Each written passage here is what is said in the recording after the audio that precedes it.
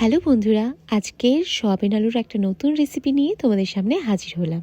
প্রথমে উষ্ণ গরম জলে অল্প একটু নুন দিয়ে সয়াবিনগুলো কিছুক্ষণের জন্য ভিজিয়ে রেখেছিলাম। কিছুক্ষণ পর সেগুলোকে ভালো করে নিগড়ে নিয়ে তুলে রেখেছিলাম।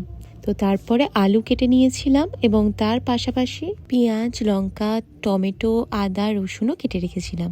মিক্সচারে আদা কুচি এবং অল্প একটু সাদা তিল নিয়েছিলাম এবং তার সাথে কুচানো 3টে কাঁচা লঙ্কা নিয়েছিলাম আর অল্প একটু জল নিয়ে সেটাকে ভালোভাবে মিক্সচারে মিক্সড করে নিয়েছিলাম। গ্যাস জ্বালিয়ে কড়া দিয়ে তার মধ্যে সর্ষের তেল দিয়ে সেটাকে গরম করলাম কিছুক্ষণ এবং তারপরে দিয়ে দিলাম লবণ আর একটু সামান্য হলুদ। এরপরে কেটে রাখা আলুগুলো ওই গরম তেলের মধ্যে দিয়ে দিলাম এবং হালকা করে সেটাকে লাল লাল করে ভেজে নেব।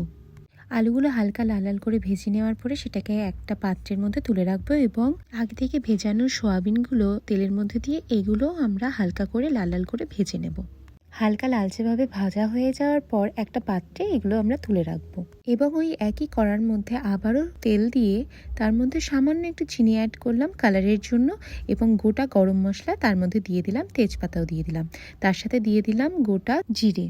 এরপর পেঁয়াজ অ্যাড করলাম এবং পেঁয়াজগুলো আমরা হালকা করে ভেজে নেব এবং মিক্সচারে যে আমরা পেস্টটা করে রেখেছিলাম সেটা এর মধ্যে অ্যাড করে দেবো। মশলাটা একটু কষিয়ে নেওয়ার পরে তার মধ্যে দিয়ে দিলাম হলুদ গুঁড়ো, জিরে গুঁড়ো, ধনে গুঁড়ো এবং কিছুক্ষণ বাদে দিয়ে দিলাম কেটে রাখা টমেটো এবং তারপর দিলাম স্বাদ মতো লবণ এবং মশলাগুলো ভালোভাবে মিক্সড করে নেব এবং তারপরে দিয়ে দেব ভেজে রাখা আলু এবং সয়াবিন, সেটাকেও ভালো করে মশলার সাথে মিক্সড করে নেব আমি।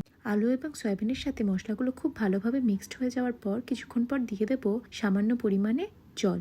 অল্প অল্প করে দেবে, তাহলে তোমরা ভালোভাবে বুঝতে পারবে যে কতটা জল প্রয়োজন। গ্যাসের ফ্লেমটাকে হালকা কমিয়ে আমি ঢাকনা দিয়ে রেখে দেবো এবং কিছুক্ষণ পর খুলে সেটাকে ভালোভাবে নাড়িয়ে চাড়িয়ে তার মধ্যে দিয়ে দেবো শাহি গরম মশলা। অল্প পরিমাণেই দেবো এবং সেটাকে ভালো করে মিক্সড করে নেব। এবার আমাদের সয়াবিন আলুর তরকারি খাওয়ার জন্য একেবারেই রেডি। খুবই সহজ পদ্ধতি, তো তোমরা একবার ট্রাই করে দেখো। আশা করি তোমাদের খুব ভালো লাগবে। টেস্টটা খুব সুন্দর আর খুবই কম সময়ে এটা বানানো যায়। ভিডিওটা যদি তোমাদের খুব ভালো লাগে তাহলে লাইক আর কমেন্ট করে দিও।